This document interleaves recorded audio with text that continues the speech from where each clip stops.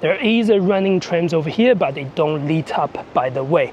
You can display your navigation, you can display the driving commands and driving functions. Visibility has always been a win on the Subaru lineup.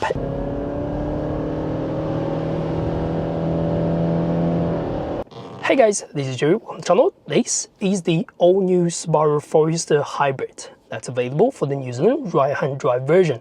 Today, I'll go through the exterior interior features available on this vehicle. At the same time, I'll go for a test drive to let you know my driving impression. Now, let's look at the exterior. So what is the Subaru Forester? It is still a medium-sized family-friendly SUV on the market. At the same time, it does now offer a real hybrid drivetrain. The impressive thing about this is better fuel consumption, at the same time more power compared to all the other Subaru Foresters before. Now, from the exterior, there hasn't been much changes overall for the dimension part, but there are many design elements has been refreshed and overall.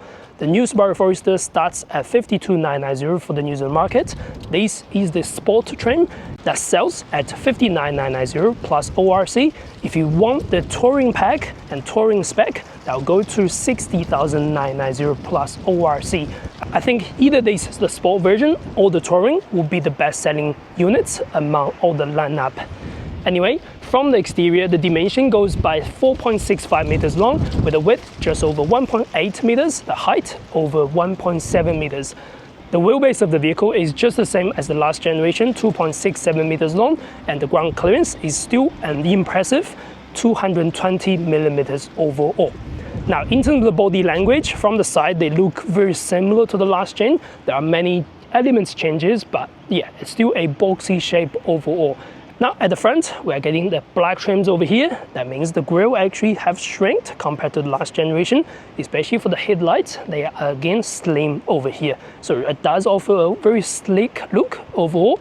Underneath, being a sport trim, you're going to get this gold trim cover over here, especially with the gold color wheels as well.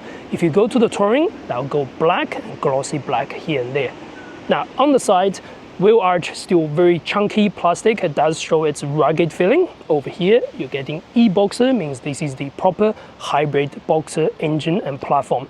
Underneath, plastic trim again, and then the gold trim continues. Window trim covers and roof racks are all black colors. Symmetrical all-wheel drive is going to be the selling point for this all-wheel drive vehicle.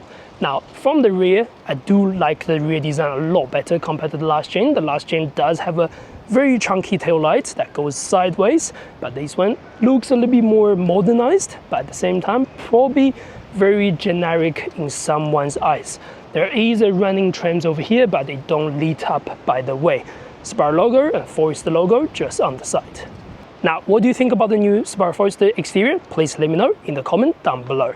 Now, opening this up, we're getting power tailgate from the sport to the touring pack. The base model will miss that by the way. Underneath, this is going to be the controversial side. Being a Subaru vehicle, over the years, they've all come with chunky, full-size spare wheels. And now, it's no longer available. Since it's got a battery package underneath, you don't have any space anymore. But you do still get a big amount of boot space that's close to 500 liters. That means you're going to still find it very useful. You can do quick drop for the rear seats, by the way. That means 46 split seats. That creates more than 1,600 liters of the boot volume. I do love that feature, by the way. The sport trim and also the touring trim will also get Harman Kardon sound system. This parcel shelf used to be able to hidden underneath, but it's no longer available since there's no more space underneath anymore.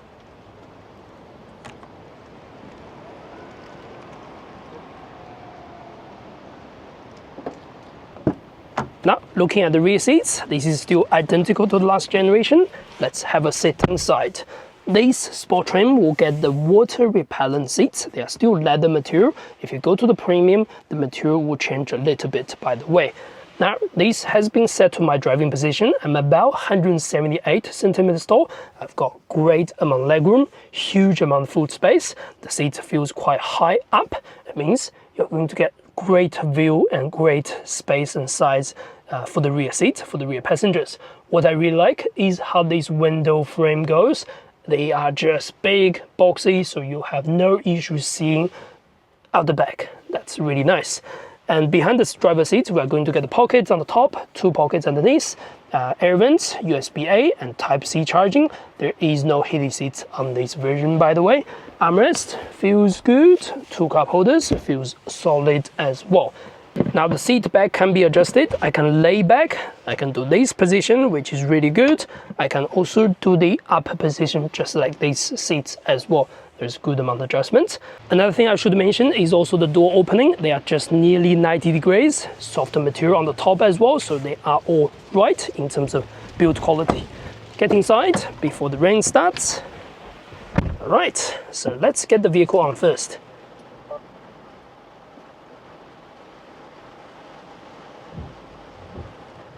Now, in terms of steering design, there hasn't been much changes. There's no buttons behind the steering anymore because you don't have the dual screen no longer.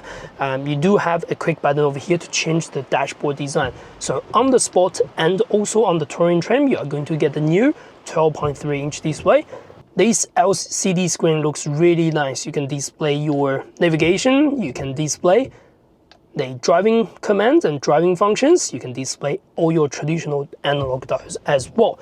You're going to get paddle shifters behind it, you're going to get indicators, and that's pretty similar to the last gen. You're going to get the individual EV mode over here, but the vehicle does ultimately go into EV at low speed anyway.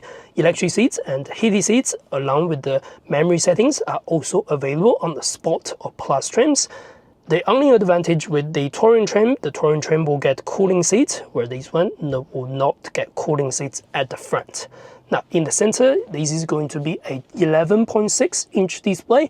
It looks alright. It just feels exactly the same as the new Crosstrek or the new Outback in terms of design and things like that. There are direct buttons for your air conditioning. There is a permanent display for your air conditioning menu as well. Over here, you are going to get the cameras, which is 360 surround view camera. They look alright, no issue with them at all. You can see everything over here. On the top, you're going to find the X mode for your driving, for your off-road capability and things like that. There is built-in navigation, but along with that, you also get Apple CarPlay and Android Auto. Both are wireless control. So overall, the screen feels alright. It's not as new as some of the new modern fancy big tablet screens, but at the same time, it is still easy to use, easy to control. You're going to find many things very easy to adapt overall. Then underneath, you're going to find USB-C, USB-A, and a 3.5mm headphone jack, which is really rare to find on today's market. Underneath, wireless charging is also in place. You do get individual button to switch that on and off. My only gripe about this is there is no rubber to stop the phone running, so the phone can just be placed here and would be running around if you drive the car in a country road and things like that. Anyway, over here, gear selector, which is alright, handbrake, view, and a 12-volt outlet. 2 cup holders are reasonable, and over here, center console is okay. Storage is good in the glove box. On the top, we are also going to get a panoramic sunroof, which doesn't go all the way back, but it is still big, and there is a manual sunshade, just like the last generation. Speaking of the sunshade, the sun visor is also huge, and this piece does go out to block more suns if you need to. Now, when it comes to build quality, soft material on the top, soft material around the doors. They are plastic, but they are not like cheap plastic. There is some contrast over here. Again, gold trims continues inside, since this is the Sport trim, continues around the steering as well. Material quality is alright. This is sort of water repellent material. That's quite nice actually. These are sort of leather feel over here. So overall it feels good, rugged, but at the same time, fairly reasonable for the price point. Alright, before we get on the road, the first thing is the visibility. Visibility has always been a win on the Subaru lineup, and the Subaru Forester has been always iconic on that. You can see that. You can see surround, you can see so many glasses, so many big glasses around you as well. The rear windscreen and rear view visibility is one of the best in the class. Anyway, let's get it on the road. It is very rainy today, but hopefully the rain will stop at some point and we can see how the vehicle. So drivetrain, this is still a 2.5 liter petrol motor. That's again boxer engine, so that means it's horizontally put, 4-cylinder altogether. This is now called a e-boxer motor. That means you are going to get the EV battery that help with the regeneration along with the power as well. The vehicle comes with a 1.1 kilowatt hour battery, and the EV motor itself is 90 kilowatts and 176 newton meters of torque. The petrol motor at the front instead comes with 121 kilowatts of power, 212 newton meters of torque. Combined, you are going to get 145 kilowatts on the maximum output from the petrol motor along with the EV motor. So compared to the last generation hybrid, which was available in a shorter amount of time, this is a much better system. This is called the real hybrid system. It offers more power at the same time, offers a much better consumption on the fuel rating. So the fuel rating on this from the factory is 6.2 liter per 100 kilometers if you use 91. So the fuel rating on the new Forester Hybrid is 6.2 liter per 100 kilometers, where the standard natural aspirated petrol non-hybrid is rated to about 7.9 liter per 100 k's. So this is good in terms of performance, at the same time great for the consumption. Do remember, all the Subaru Forester are going to be available for the all-wheel drive, which is symmetrical all-wheel drive system. That means it's still very capable for what it offers on the road, especially in rainy weather like this. Now, when the vehicle reaches low speed, when the battery is charged, the vehicle will automatically go into an EV mode without you tapping the EV mode button at all. And at low speed, you can feel the EV mode very quiet. There's absolutely no noise whatsoever. And if you do put your foot down, the petrol motor will then engage, of course. There is good amount of acceleration and very easy to pick up in terms of the pedal response. At the same time, there are two modes you can choose. For the driving mode, I is for intelligent, S is for sports, of course. Sports means better throttle response, better pickup, but most people are going to use I for majority of their driving, by the way. Now, the suspension setup on the new Subaru Forester is going to be McPherson struts at the front and then double wishbone at the back. It's identical to the last generation, but the four-wheel drive system is a little bit different from the petrol variant. The petrol variant does have a active torque split four-wheel drive system, where this one is actually controlled by the combined EV motor to control the all-wheel drive performance on the road. Driving on the road, the car does not feel as rugged as what the spec sheet may say. I know the vehicle can take for light off-roading conditions and things like that, but driving on the road, this is very nice, very easy, very cruisy. And acceleration at low speed is just gentle and nice and easy. Of course, they come with the Spiral Lanotronic transmission, which is CVT transmission. Doesn't give you a big amount of thrill from the line, but do remember this is a lot smoother in terms of pickup and goes, and does feel quite punchier over the line as well. Now, when you accelerate off the line, you are going to get that electric whining noise here and there, only at a low speed really, when the EV motor, of course, working to get the vehicle off the line, but that's pretty much it. Once the petrol motor kicks in, you are going to get the engine noise. There's no doubt about that. The engine noise does feel a little bit less compared to the last generation Subaru Forester. When you accelerate, you can also get the engine noise too. Now, handling on the corner, this feels very smooth. It does feel like it offers a bit better support around the corners compared to the last gen. But do remember, this is still quite a large vehicle in terms of the ground clearance and dimensions. So you're going to see the body roll, you're going to see the understeer here and there if you go a little bit faster than what you should do. But honestly, driving at low speed on these roads, it's very pleasant. The car does what it's supposed to do. You can feel the response on the pedal. You can definitely see how that works with the acceleration and pickup. There we go, around the corners. Again, you can feel the body roll, but it's still solid. It's not losing control. And the traction on this around rainy day like this is going to be excellent, since this is in symmetrical all-wheel drive. It's just how easy these things, it still feels relatively safe if you do push around the corners. Now we are going to get on motorway ahead of us. Let's make sure there's no one behind us so we can do a quick acceleration. I'm not sure how much the battery is charged, so I can't really tell you that. But what I can tell you, I'll do a full boost around this area, just see how we go.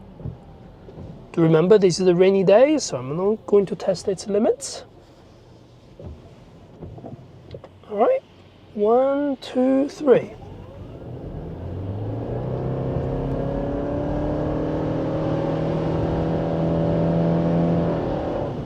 It's not bad acceleration compared to the standard 2.5 liter petrol non-hybrid natural aspirated motor. This feels a lot more responsive. The pickup gradually just goes up on the speed with no really big struggle, and engine does sound cool. Actually, the engine does sound well. It doesn't sound the engine struggling at all, and I can easily get the pedal to respond to what I need to do. Yeah, it's enjoyable to drive this new Subaru Forester, I should say. It does feel just a little bit better and refined on the road as well compared to the last generation. The biggest issue from the last generation in terms of driving are majority of 3 parts. First is the noise, engine noise and wind noise. Those are quite big parts on that. Second thing is probably just body roll. It does have a little bit more body roll than I wish. These one have improved on both parts. Being a hybrid, the engine noise and things will be definitely minimal. Along with that, the vehicle also does offer you a really good riding and support on the road. Still very, very comfortable. On-road noise on this vehicle still feels quite a bit, but do remember this is on a rainy day. On a quiet day, on a dry surface, this should be a little bit better in some way. At the same time, the pedal response on this is quite nice. 1, 2, 3. You can see that's a good response transmission and pickup with the help of the EV motor, of course.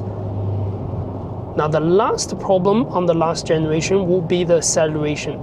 The 2.5 liter natural aspirated motor is alright. It does not consume too much of fuel either, but at the same time, it just for some reason when you go up the speed, you try to overtake someone on the motorway, it feels a little bit sluggish here and there, where this one is definitely a lot better in terms of pickup. You can see there's no shortage of power when we need it, let's put it that way. Alright, let's be the acceleration over here.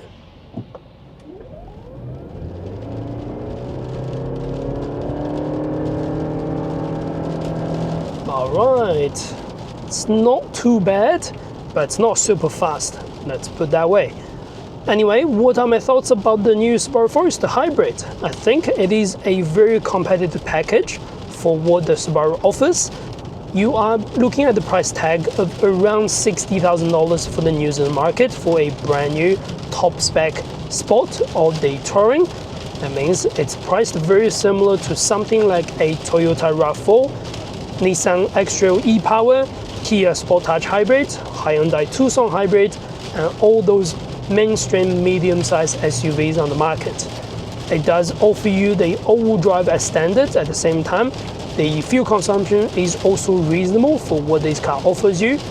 In terms of power, it's adequate. It's not super sporty, but at the same time, it's not sluggish at all. So that's my final thoughts about the Subaru Forester Hybrid in the New Zealand market. What are your thoughts? Please do let me know in the comment down below. As always, subscribe and like if you find my video helpful. I'll see you next video. Thank you very much.